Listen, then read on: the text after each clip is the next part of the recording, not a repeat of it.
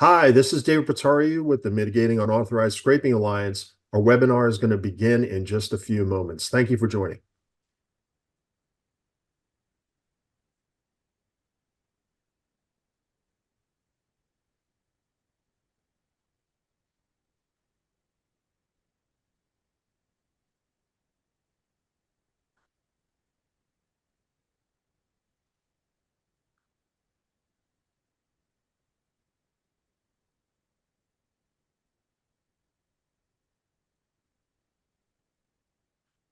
Thank you, everyone. My name is David Pretorio. I'm here with the Mitigating Unauthorized Scraping Alliance and Renata Spinks. And today we're going to talk about safeguarding national security, the impact of nation-state web scraping on warfighters' welfare. In today's digital age, data has become a strategic asset, and its protection is paramount for ensuring national security. However, the rise of nation-state scraping poses significant challenges to this security landscape. This webinar aims to delve into the far-reaching ramifications of nation-state web scraping on our nation security and the welfare of our warfighters. Join us as we explore the intricacies of this issue and discuss strategies for safeguarding sensitive information in an era of persistent cyber threats. By raising awareness, fostering collaboration, and implementing proactive cybersecurity measures, we can fortify our defenses against evolving cyber threats and uphold the integrity of our defense infrastructure. Thank you for joining us today on this crucial conversation to safeguard our collective security in an increasingly interconnected world. And now I'll turn to introducing Ms. Spinks.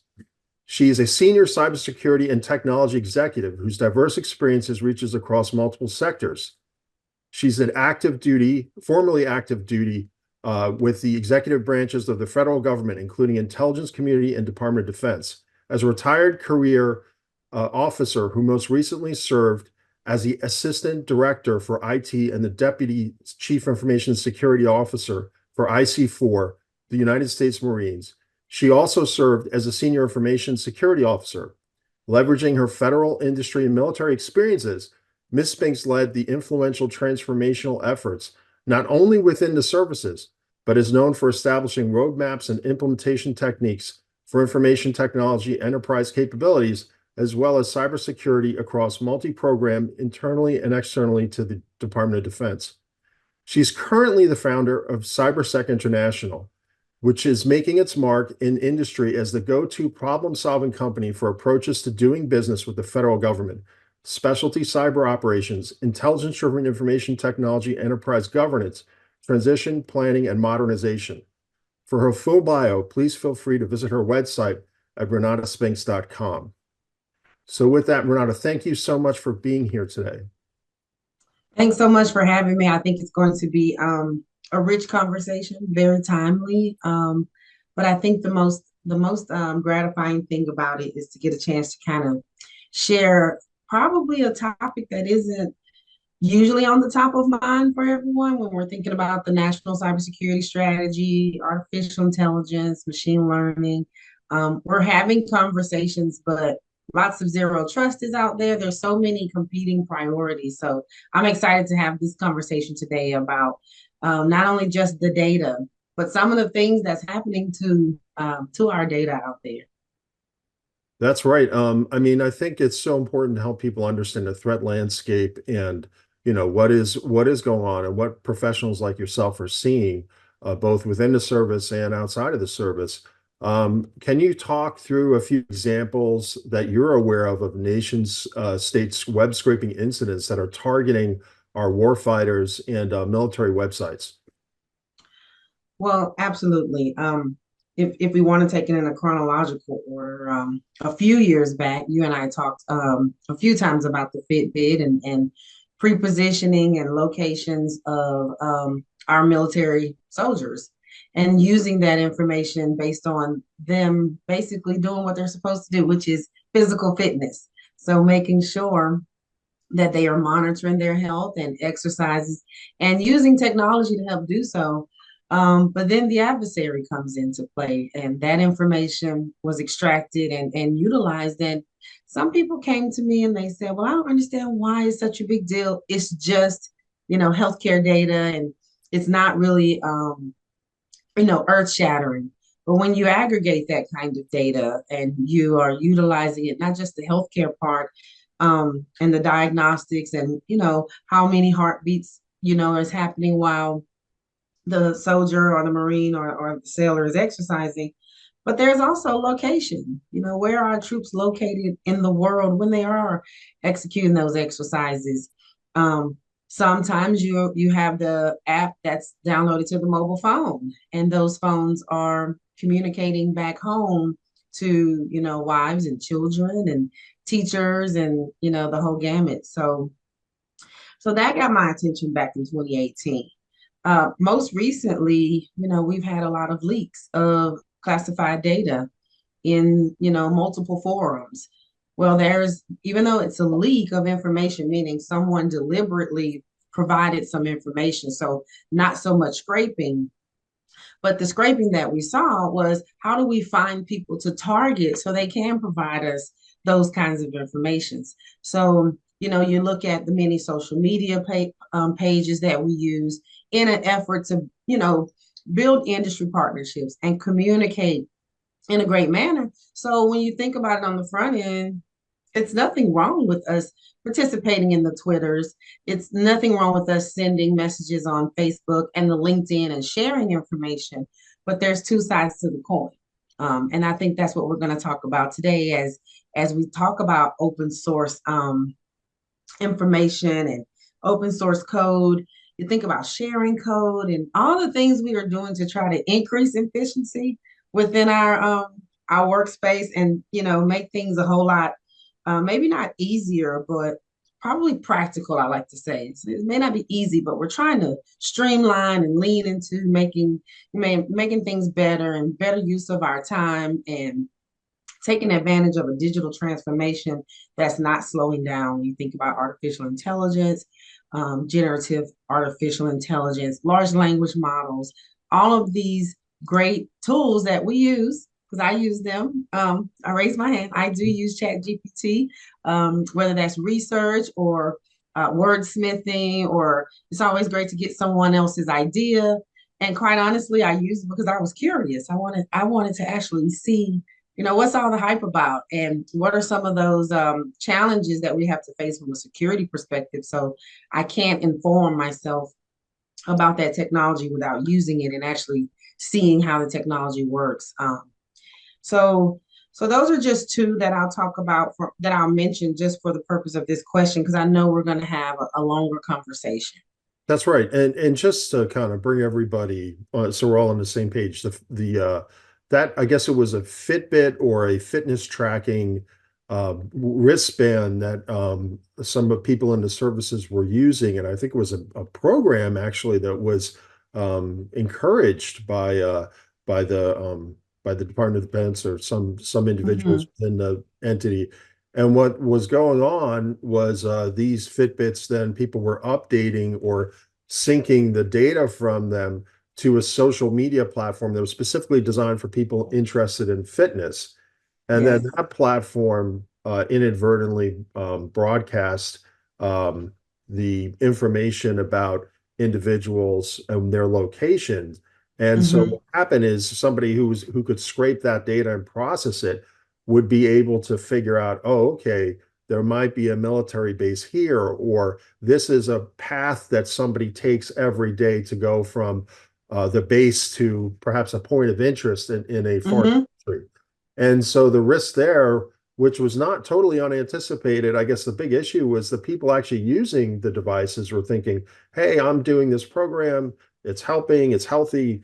They didn't really realize that there was this risk out there from people scraping or potentially scraping this information to learn more about where our troops are, where our bases are, what our troop movements are, what individuals, because you could actually track down to an individual person based on the Hmm. data that was available from scraping.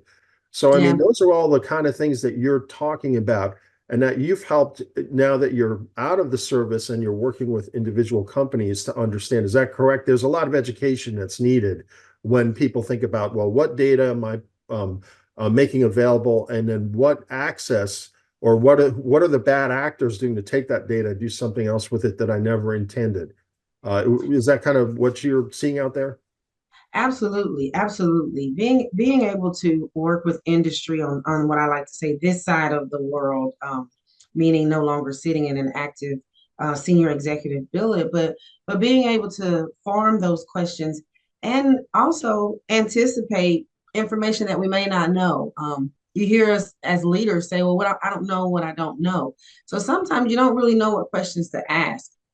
And so what's great about, coming out and building those partnerships and information sharing with industry is being able to educate and inform, as well as, get the feedback of what they're seeing because, there are targeted attacks on our government contractors because they are actually part of the ecosystem. We do business with them. So some of the threats that they are seeing is also valuable to have the conversation versus just saying, well, here's what we were seeing within the services, and here is how we were managing risk or mitigating risk, or in some cases, 100% just avoiding the risk because sometimes the risk was just too high.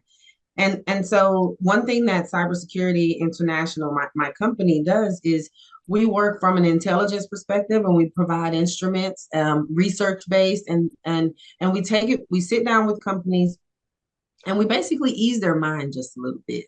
We provide them with assessments. What is your data posture? What's your data loss prevention strategy? And sometimes it can be so intimidating, especially to some of the small companies that have all these different regulations that are coming out right now. And it's a bit intimidating. And so how do you kind of give them a straight line path? Maybe 120 controls don't really apply to one particular application, but maybe the critical controls, meaning, use zero trust architecture as your friend, layer your network, segment, make sure your identity and access management approach is as tight as it can be because nothing is ever 100% secure. But just starting with the endpoint user devices and the identity can mitigate a whole lot of risk when it comes to what the threat actor is looking for and how they're looking to penetrate. But also that stops them from being able to scrape the data. We talk to them about their public facing websites, and we make sure that we understand. I know you want to do a lot of business. I know you want to put a lot of capabilities on your public facing website because you want the information out there. But a great example, I was working with a company last week, and we just kind of go in 2 or 3 days. We don't take up a lot of their time having them offline, but they had their contract numbers, they had their standards and who they were doing business with. And it was great information for people who are trying to find companies that already have a vehicle available and things like that. But these were not publicly available activities. It wasn't the GWAC, it wasn't the GSA schedules. It was, we have a contract with these and here. And so we use that as an example to say, if I was a bad guy and I wanted to target you as a company, now I know who else to go and target. Mm-hmm. Now I also know what contract numbers there are. So now I'm putting my acquisition team at risk. So maybe I'll go out on LinkedIn and find out, well, who's the acquisition for, this particular agency, because you have readily available given me information. Like, for example, I have a contract with Venable. Well, if I have that on my website and there's a link to Venable, the company, because I want people to see who I'm doing business with. Now, David, you just became a target. Your colleagues have just became a target because I'm the bad guy and I want information. So I go scraping the internet, whether that's the dark web. I know we're going to have that conversation, yeah. Or the public facing information where information is just readily available. And the dark web would be a whole nother webinar. But there's so many resources that we use from just publicly available information. And yes, it's scary. Yes, it's intimidating. But there are many ways that we can add to our cyber warfare approach by just kind of using a little bit more vanilla Hmm. information out there and not, I know we're going to talk about best practices later on. But some of those things that we can do as a citizen, as well as the things that we can do as companies, those are the things that CyberSec International prides ourselves in sitting down and actually mulling through, taking the time to explain some of the risks, staying within the boundaries of classified information, of course, but there's ways to communicate open source information and allowing people to understand the risks that are being taken, but also give them a solution. Hmm. We don't go in there and pick out all the problems without saying, here's how we're going to help. Here's how we're going to help you solve it. And sometimes it's just instead of that contract information, you can put, we are a government contractor. If you want more information, click here and force them to send an inquiry. And then you can have a one-on-one conversation. And that's how you can kind of control who's truly receiving accurate data. And that's just one example. That's such a helpful example because I think everybody wants to kind of show off, oh, we just got this contract or put an announcement or a press release. And to your point, all that is scrapable. And whether Mm-hmm. or not your terms of service or terms of use says that you can or can't scrape, uh, Mm-hmm. people are going to come along and they're going to try to grab that data for competitive analysis. In the adversaries or other nation states, they may be trying to figure out, okay, are you trying to prepare for a large troop movement, or are you Exactly. trying to make a new kind of weapon or something like that and see Mm-hmm. parts for it? And I think that's a great example of how the interests or the concerns are different between if you're just opening a grocery store Mm-hmm. versus okay, you're actually opening a contractor that the military is using to provide goods and services, and Right. how those concerns are different. You mentioned one way is to kind of put up a web form to, don't put everything out there. Are Mm-hmm. there other things that you've seen or that you've given advice to small companies that are just getting into this space and kind of, to your point, overwhelmed with all of these concerns or may not be aware of scraping and maybe better ways they can show that they can add value to a third party or a military entity. Well, I think the mitigation of unauthorized scraping, when you can, reach out to resources, reach out to people, when you're a small company, like I started my own company and, because of the structure of my company, it's a corporate structure. So I have to have a board of advisors. There's also a board of directors. And so the personnel that I target are people who are familiar with all of the challenges that a small business has. I don't just call my sister up and say, hey, want to start this company with me? I do that as a support mechanism, but not for her expertise. And so that's one way, there's a lot of open forums. Your website actually has best practices published. There's lots of white papers That's right. that you can go out there and educate yourself on. But past that, if you are educating yourself on your own, but it's still not your niche, it can still also be daunting. So you want to attend webinars like this. You want to go to the privacy conferences where the experts can easily be accessible and you can get that kind of information and invest in the education part, and also, just spend a little bit of money bringing some solution architects into your company and letting them walk you through a couple facilitated exercises on what we do, just assessing your presence. Another thing that you can do is spend a little bit more time just focusing on how you're going to protect your data.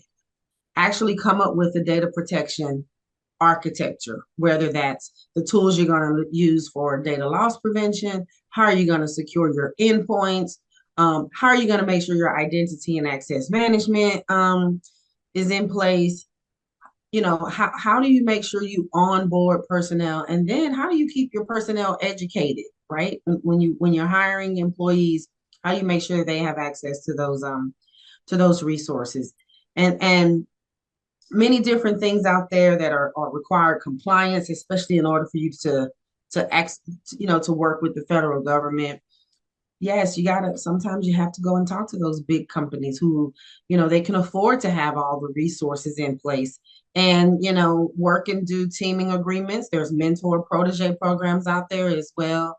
So it all boils down to taking advantage of the many resources that the United States Small Business Offices provide to everyone, but also there's some inside things, housekeeping activities that you can kind of do right out there on the internet, and just kind of select some pretty reputable companies that you just kind of go to. There's certain companies I go to for certain information. I don't go to Google and just, anti-scraping. There are certain companies like yourself that I know is providing accurate information. They also have, a contact me page where you can contact, say, who else can I speak with to learn a little bit more. And it's just continual opportunity.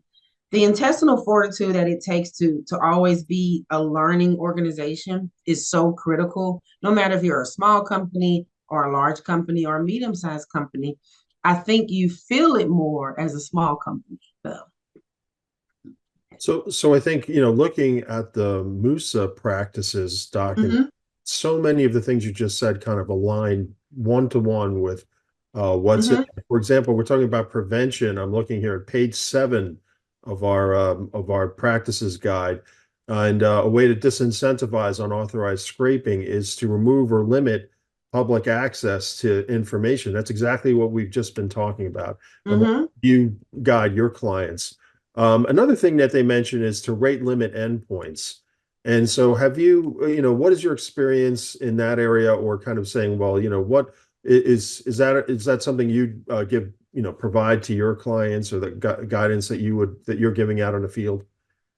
Absolutely. So one of the things we did within the Marine Corps when we were dealing with not only just COVID-19, but just outdated technology, data centers are flooding, they're not performing at their peak. And so we talked, you hear the theme right now at the Department of Navy talking about infrastructure. So we focused on our infrastructure, right? We focused on we not only focused on test and evaluation of the capacity of our systems, but the load balancing was also important. The circuitry and the ability to connect was also important because we needed to move to the cloud in a very quick manner. The conversation evolved very quickly when you're saturating your bandwidth and you're saturating your network and you're utilizing a large scale of bandwidth. But so many times we skip over, I won't say forget, but we skip over something as simple as I'm experiencing latency on the network. And the first thing we think about is the network layer. By default, I get it. Mhm. It was a discipline that I had to actually take a step back, as we were trying to solve some very grave problems.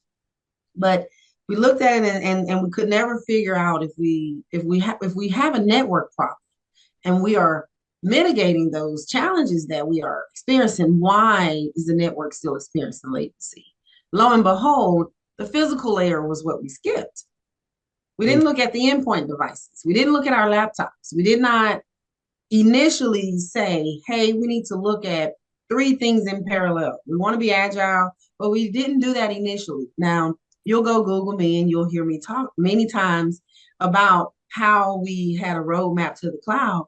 But I'm honestly saying, even though we saw endpoint security and endpoint devices on the roadmap, it wasn't there initially. It wasn't one of the first things that we looked at. We initially went to the network and the transport. How do we get to the cloud, right?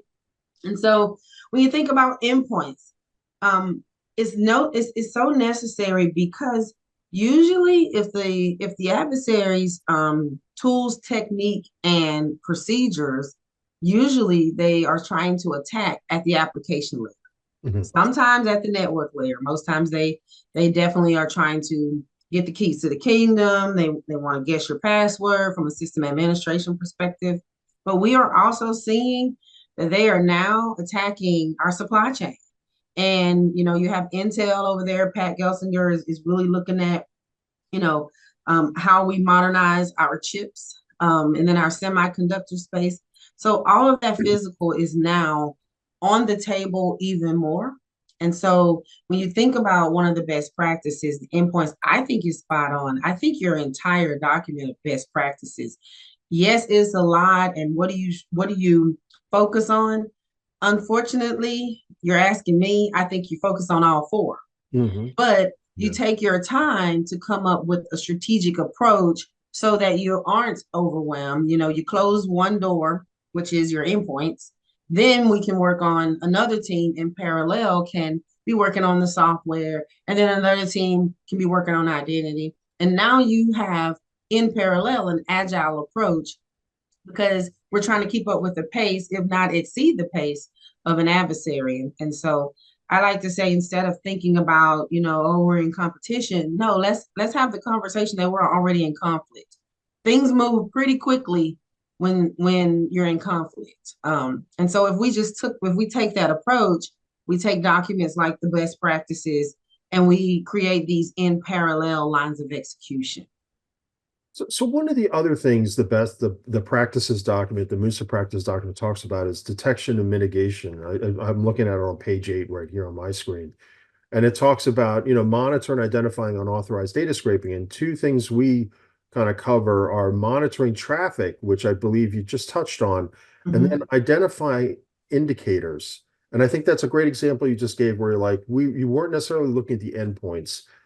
You were kind of looking somewhere else, but it took time to uh, put together the indicators that work for your organization. And Mhm. can you talk about perhaps the importance of traffic monitoring, something very basic that everybody talks about, but in the context of scraping, and then maybe also these indicators and how an organization can develop their own set of indicators, or how advise your clients on things that they should be looking at, because the threats are different for each organization, and the attacks are slightly different too. So the indicators logically would be different as well.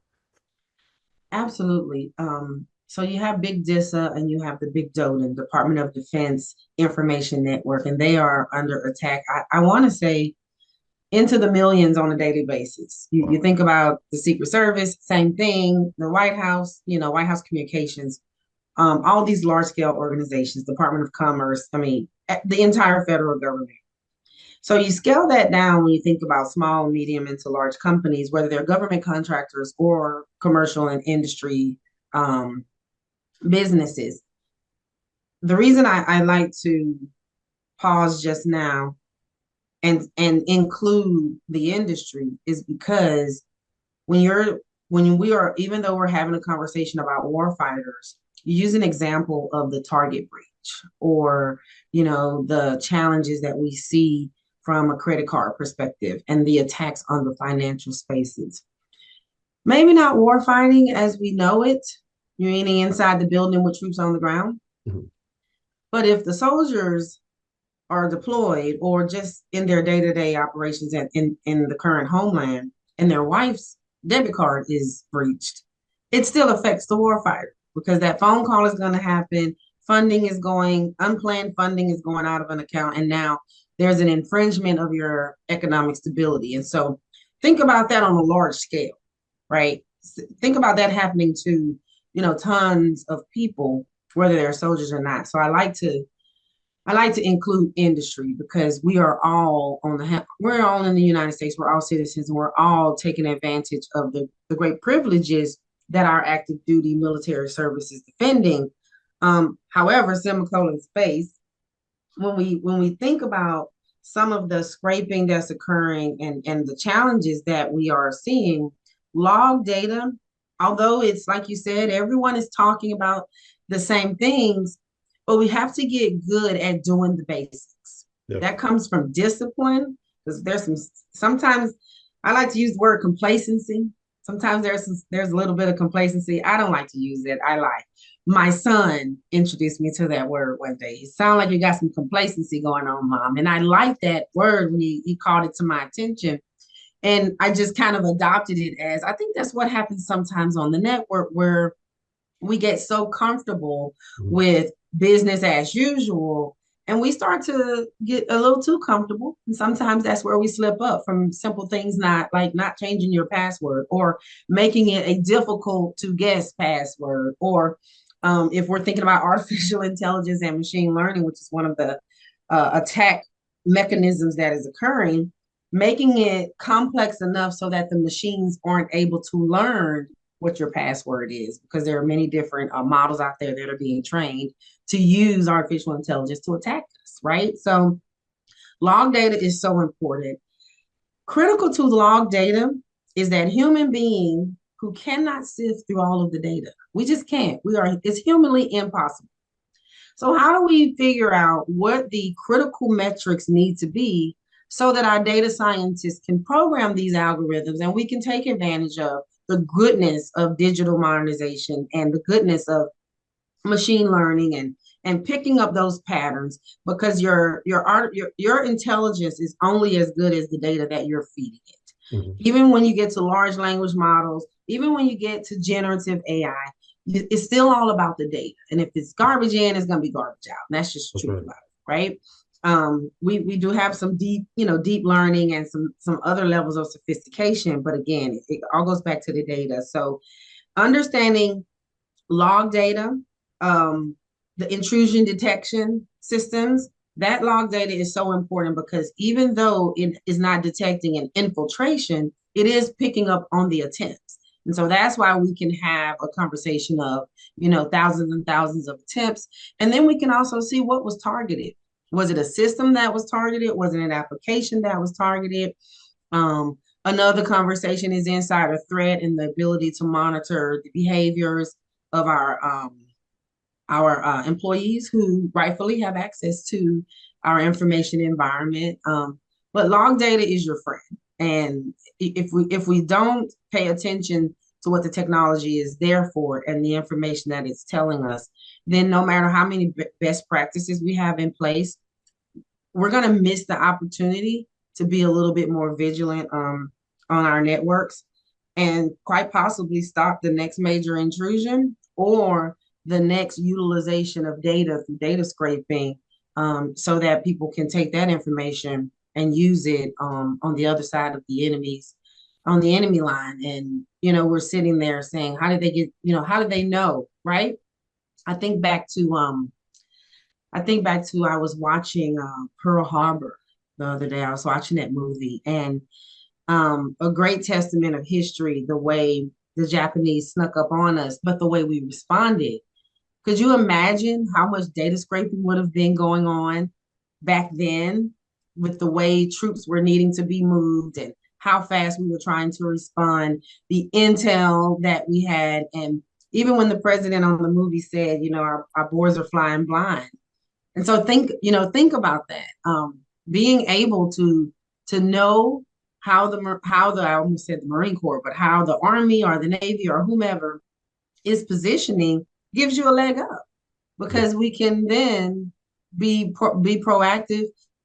We kind of call that intel gathering, whether that's mission planning or operations. Um, it's definitely a benefit to have that data. So the scraping is so important. And after watching Pearl Harbor, it kind of just brought to mind the next big thing that's getting ready to happen this year, which is the election. That's And right. how whether it's Fitbit data, whether it's pre-positioning data, whether it's the location of voters and the percentage of people who are registered, what is their pattern of voting. I mean, all of that, if it were me, as we're thinking through some of the things that we need to be ready for, all of that is important because anyone who's trying to destabilize our democracy by attacking the vectors of securing our election, then that's what they're going to target. They need the information so they know what places are more vulnerable versus those that are not. Um, and so again, the logs are so important. But think about this, David. What about those rural areas that they don't have all that technology in Mhm. place, but they still have a highly visible population for voting? Um, how do you address the data scraping that's going to happen there? And I think the Census Bureau is probably the next place that we should be thinking through. So, for the sake of me and aggregation of data, because I do believe the aggregation of data is a powerful tool, I'll leave it there and not give too many specifics about what I think the bad guy may be doing. Mhm. I'll leave that up to our Cyber National Mission Force up there at Cyber Command and CISA. I think Jen Easterly has got her hands full, but Homeland Security, I have a lot of trust and admiration in those leaders. But that's another space of data scraping that I think you all will be real busy pushing out some more white papers on, what it looks like when we're thinking about election security and all of the data points that could be a target. Yeah, that's so right. We're here in the US, we're going in, just for people watching us overseas, we're going into our election season with presidential elections, congressional elections, Senate elections coming this fall. And so there are a lot, to Renata's point, there is a lot of information available online about who the election officials are, voting information, who voters are, perhaps, and being able to scrape that information and put it together. You could build a profile about voters, locations, et cetera, that could be used, in probably a lot of different ways. And to your point, when you look through, especially the registered versus unregistered voters, past voting history, a lot of that stuff is just out there and it's available online. And again, a website may say, "Hey, you can't scrape us," but a lot of this bad actors that are scraping, they don't care. Right. And I'm sure you've seen that before. And I mean, are there any of your clients that are small municipalities or trying to figure out, like, is it a good idea to post that amount of information, or and strike that balance between, hey, we want people to vote, but we don't want our voters to get taken advantage of. Is there any kind of insights you have from, your experience working with clients in that area? Yes. For the past 2 months, I've had a client or a group of clients because they're part of this alliance, and some of the nonprofits that we're also working with to help some of the state and local teams is what I will call them, because some of them are cities, some of it is just state and local towns because they have their mayors and different things like that. I'm from Louisiana, so we have parishes there. So it's here, it's counties, but no matter the size or what the geographical description is, what we are seeing is the vanilla, the dilution of data, making sure that, instead of providing specific data, let's give some aggregate data, meaning 17% of the population hasn't registered. Okay, that's great information. But being able to drill down is where the challenges are coming. And so what we're starting to see is people keeping the data at a high level and starting to have information a little bit more close hold. We are also talking about internal protections and how do we stop the data loss challenges as well as insider threat, because we don't want anyone leaking the information that we're trying to keep off the internet as well. And what are those predictive behaviors that indicate that we have an insider threat problem? That's been a large challenge of trying to identify that while keeping the privacy and the civil liberties of our employees at the forefront of our thought process, because you can be pretty intrusive when you're trying to predict behavior and say, well, it indicated that you may be an insider threat. That's a fine piece of thread on the needle. So I'm very 100% aware of that. And so in some cases, you have to accept a little bit more risk when it comes to the civil liberties and the privacy of your citizens and constituents. But from a systems perspective, from a technology perspective, there's ways that you can require registrations and access to information. Like you have to justify why you need that information. Yeah. The SEC does it very well. The SEC, there's publicly available data for data scientists to use for their research and things like that. But there's a full justification. The raw data is I don't like to call it dummy data, but it's data that they've already classified at a certain level, and have, I guess you could say, reduced the risk of the information being aggregated to a certain point where it is damaging. And so that's what we are working with. This particular coalition is working with. This is 2 states that we have a contract with, and that's what we're advising. Is it necessary to have people's names and their addresses on this particular website? And oh, by the way, does it need to be on your SharePoint page internally? And if it is, then we need to show you the many different tools that are available to segregate that data and make sure it's segmented and that only people who have a need to know have access to the data. And when when you're having conversations with the public sector and you say need to know, the first thing they kind of say is, well, we don't require clearances, and this isn't the government. So I've been trying to figure out a few more words to come up with to not kind of scare them off. But look, we're not trying to get people security clearances, but we are trying to make sure that those who need access to certain data sets have that access, but also being able to make sure that those who don't need access, and we do a better job in our identity and credential access management. So that's where the biggest piece of the effort is when we're dealing with how information is out there.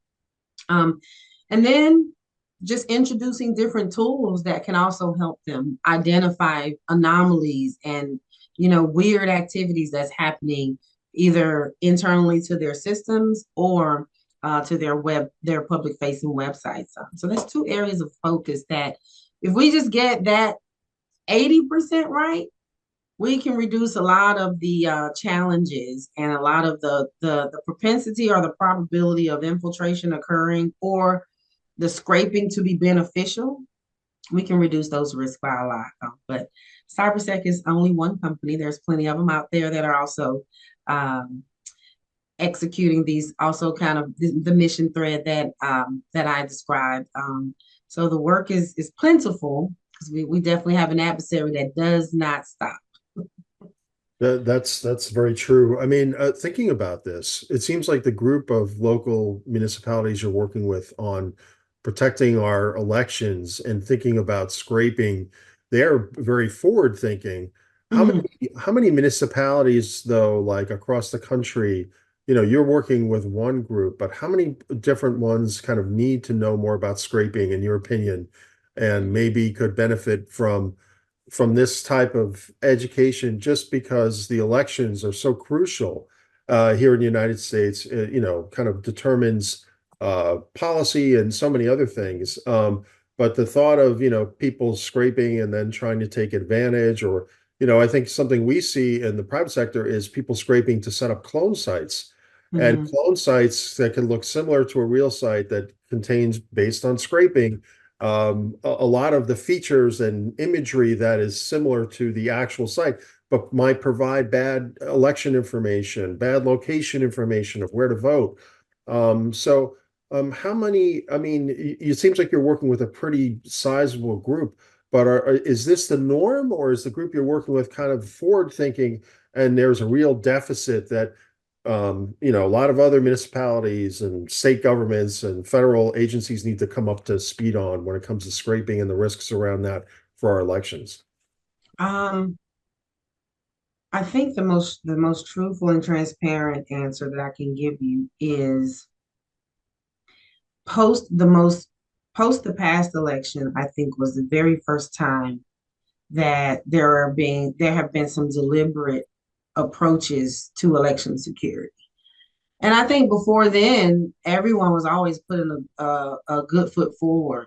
But until you actually experience something so earth-shattering and until you actually experience, it's very difficult sometimes to actually put mechanisms in place to avoid certain challenges, and especially election security.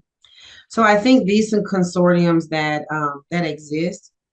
For me, I searched for them when I put in Google of election security. These consortiums just didn't automatically pop up. I actually had to go and dig for nonprofits out there that are helping state and local governments on readiness. I like to call it getting, what are you doing from a readiness perspective, but also how are you informing some of the small companies that are within the space. So I don't think the information is as prevalent as some of the other areas of focus that we hear about a lot. Um, some people say where you sit is where you stand. So because I work in security, it's on the top of my mind. But my sister is a teacher at Job Corps, and she's a guidance counselor. She works with all their programs. She's not picking up the phone every day calling me about their front-facing website. Yeah. She is not. And so it's incumbent upon us who work in these fields to bring attention to how we can help and how we can educate. It's kind of sort of like, when you go to your doctor, when you leave, they give you a nice little pamphlet of all the things you need to be aware of. So that's what we have to do with cybersecurity. I think you'll start to see, matter of fact, you already will see if you go to the CISA website or you list if you're plugged in to everything that the security agency is doing as we're prepping for election security. Lots of testimony happening. So you're communicating, what we're seeing and what are we doing to combat and work on that readiness. So the information is out there. I think what I've been advising the CEOs on is when you're standing up a company or even when you're running a company, oftentimes, it's not at the forefront of, your security to talk about data loss prevention and scraping. And so I hope that as we've evolved to, information security, sec DevOps, at one point, no one was really talking about embedding your security professionals with the application developers. Now it's by default, it's a conversation. So I hope that scraping will start to become one of those topics that we think about by default and that we surround ourselves with plans that include how do we make sure that the intelligence that's happening, that we actually have a program around making sure that we can take the information that we are receiving and put it to great use as part of our cybersecurity posture and strategies. That's so helpful. Now, kind of taking this full circle in our last few minutes here, thinking about our warfighters and like there's two levels of guidance. Hopefully, we can give them in this webinar. One is if they're deployed or how can they protect their own information from being scraped or things that you give guidance on when you were in the service as a CIO to the Mhm. people that you worked with. And then second is for the people that are in charge of making sure our war fighters are safe. What guidance of generals, majors, all the way down the line, sergeants, what guidance would you give them in thinking about scraping and warfighter safety? So that's a great question. One thing I loved about the Marine Corps, I had never seen this before from a command perspective, but the commandant at that time, it was General Berger, and prior to that was General Neller, and the deputy commandant of information, which is the arm of the communications teams within the Pentagon. We all came up with what we called a campaign, an information campaign, right? And we started informing each other about, hey, Marine, this is what's happening when you're pulling out your cell phone and you're communicating here, here, here, and here. So we gave them different ways to make sure that their data is controlled. Just because Facebook has a requirement for your name and date of birth, they don't have a requirement to know where you went to high school at, how many jobs you've had in the past. Like there's so much that's not required. So just give the basics. We also would advise them of what we called old phone numbers. You don't want anyone calling you anyway, so don't give out your real phone number because those are the challenges of spam calls and all other kinds of things that can occur. So we just kind of gave them advice on how to better manage your information as best as you can. Another thing we talked about, which was probably a first, is helping people understand those end user license agreements when we're just scrolling through trying to get access to something and I agree, I agree, I agree. And it's like, whoa, whoa, whoa. You may have to click agree in order to get access to that information. But every end user license agreement or every rule of behavior that you agree to or every access agreement that you use, if you get to the bottom under arbitration or the legal terms of what happens if there's a bad thing, there's always something that says, hey, if you don't want us to share your data, you can opt out. Most times we don't take the time to peruse ourselves and sanitize our own data and the reason why I bring this up is because I am notorious for going to hotels and getting on their Wi-Fi. And before I leave them with a nice little letter that says, here's my little document. I am telling you that here's what I logged on to. Here's the name of my computer. And I need you to make sure that all my information is no longer on your network. And I need you to send me a certificate that says you have degaused my information. That's Hmm. what I do. because sometimes I need the Wi-Fi. Now, I try to do my own hotspot most of the time, but sometimes I use the Wi-Fi. So that kind of information is what we are teaching our Marines. That's happening. You're starting to see the Navy, the Army, all of the services within the Department of Defense, the CIO, as we have evolved to chief data officers and having people coming in with the expertise of data. So not only is the utilization of data and user experience, but also the security of such. So that's how we are addressing it from a warfighter's perspective. Aside from educating the general officers of all the things that can happen with how we use data and how we are information sharing, it's actually a default conversation. It happens more often than you think. Those conversations about compliance, not just a checklist, not just, oh, did you check the box and did you do this?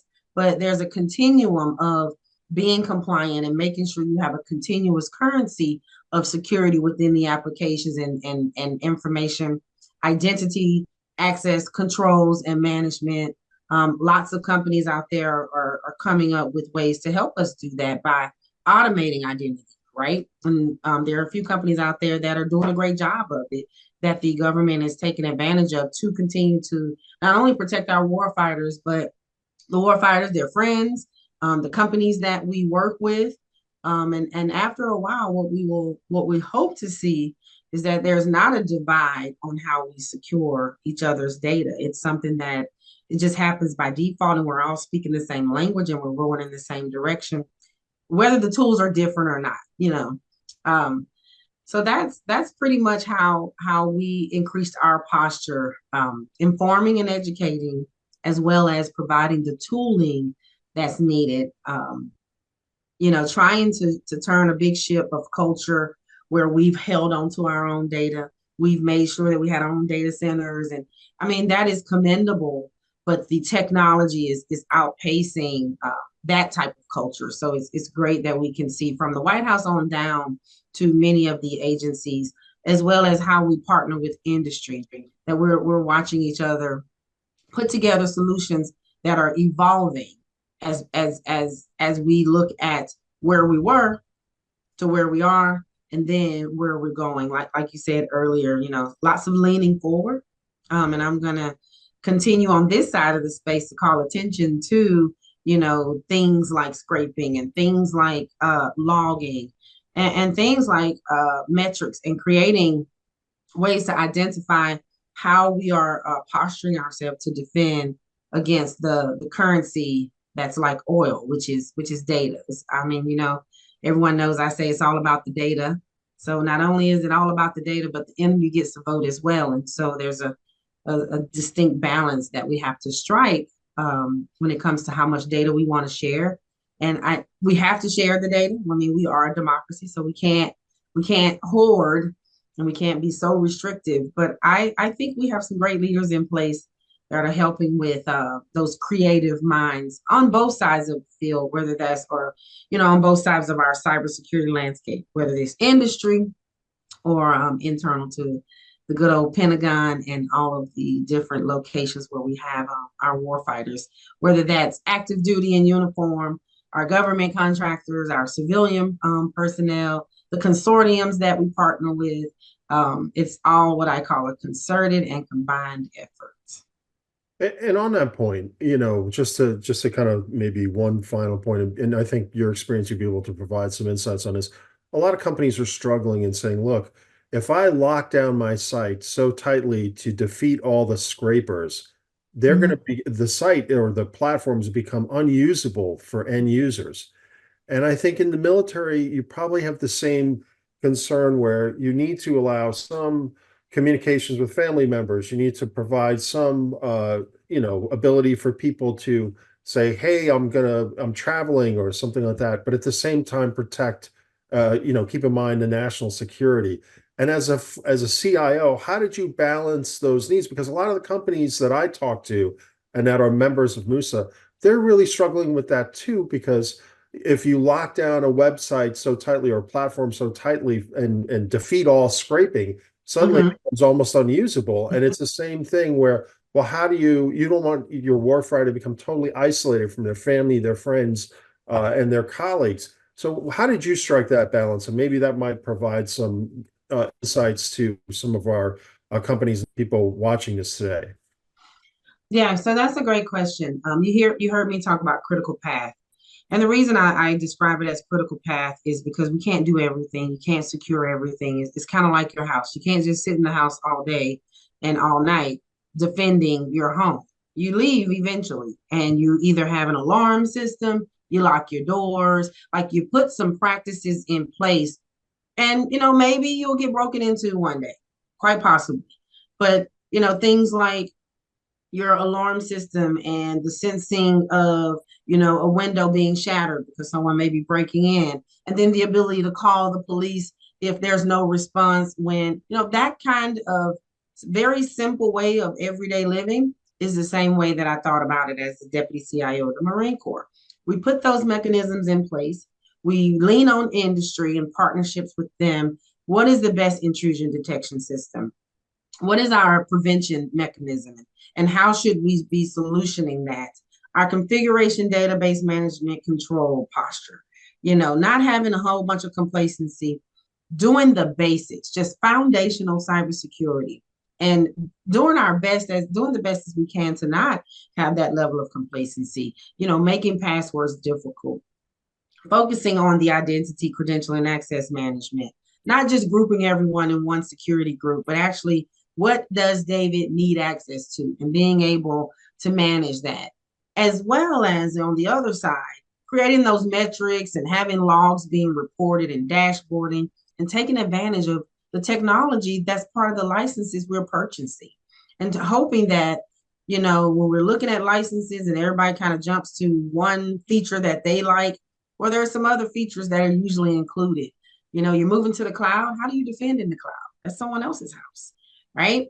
Mhm. And so just we put a deliberate focus on, well, we're gonna have a great user experience, but we're gonna lead with security first. And so that's how we companies, no matter what side of the coin you look at, if you lead with security in mind, security by design, we partner with industry to do so, and we take that information as best we can, and there's a trust factor there.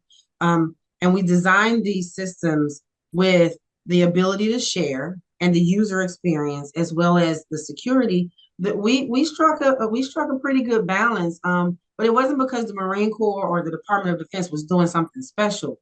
It was a combined effort, whether that was working with industry and their engineers to help us better understand the power of the technologies that we were adopting, as well as training our users. So yeah, so you can't lock it down. Like I said, it's just like your house. You can't put a cement all on the windows. You can't see outside. You don't get a chance to enjoy the beauty of your yard, or if you're in the city, the beauty of what you like to look at in the city, and hearing all the sirens and stuff. I like both the city and the country. So whichever, but the point is, you can't just lock everything down. And so there is a deliberate approach. And then after you do as best as you can with that critical path of identity and credential and access management, data loss prevention, intrusion detection systems, defending in the cloud, and metrics, that critical path, you've closed up a lot of seams if you master those four, and train your people so that we can keep up with the emerging technology. But even more important is education. Understand what's happening. Understand what is the bad guy doing. What are those TTPs that we should be paying attention to, and invest in the right experts, because you're not, one thing that I loved was I had experts around me, and I was not a leader that was going to come and say, yes, General, I know everything. I'm going to give you all the answers. Absolutely not. I'm going to have my experts around. They have their certain niche. The lawyers are always in the room. We're always talking to the lawyers because they understand privacy. They understand the laws that could be being not adhered to. And so you're right. It is a delicate balance, but it's not something that's not impossible. My mom likes to say, it's called work, Renata. That's what it's called. It's not easy, but we put some deliberate elbow grease to it, and we keep going back and getting better. Every 90 days, you reflect and you get better. You lesson learn and you get better. It's not a just, okay, we've designed that one system and we're one and done. It is a continuum of expertise. It is a continuum of getting ahead of the bad guy, basically beating them to the punch, and then being ready for when your system is infiltrated. So having that mindset that they're going to get in if they're not already in. And so zero trust is very important. That architecture is critical for systems and small businesses. There's a spot for zero trust as well. Segmenting your network and understanding conditional access and making sure you have conditional access in place. I can go on and on throughout that architecture. But that critical path of those four tenets is what I concentrated on to keep us foundationally secure. And then you evolve from there.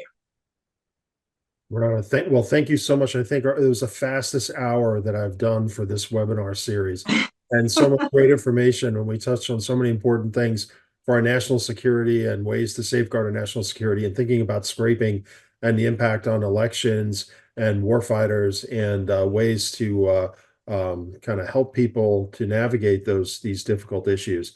So I want to thank you so much. How can people find you online if they want to continue the conversation? They want to continue the conversation. My website is www.renataspinks.com. I also have CyberSec International. You can also reach out to me on LinkedIn. I do have a public profile. Yeah, and that is where I'll post my next engagements, some of the conferences that I think are valuable to attend. Yes, we keep a high profile on social media. But yes, I also make sure that the aggregation of data is not as easy, but lots of information out there. Also, you can find me at your local recruiter station if you're interested in ever becoming an active duty Marine, Army, Navy. Always an opportunity to have that conversation as well. That's outstanding. Well, thank you so much. And thanks again. I'm David Patario with the Mitigating Unauthorized Scraping Alliance, and hopefully you'll join us again for our next webinar coming up in about a week. Thank you so much. Thank you, Renata. Thank you.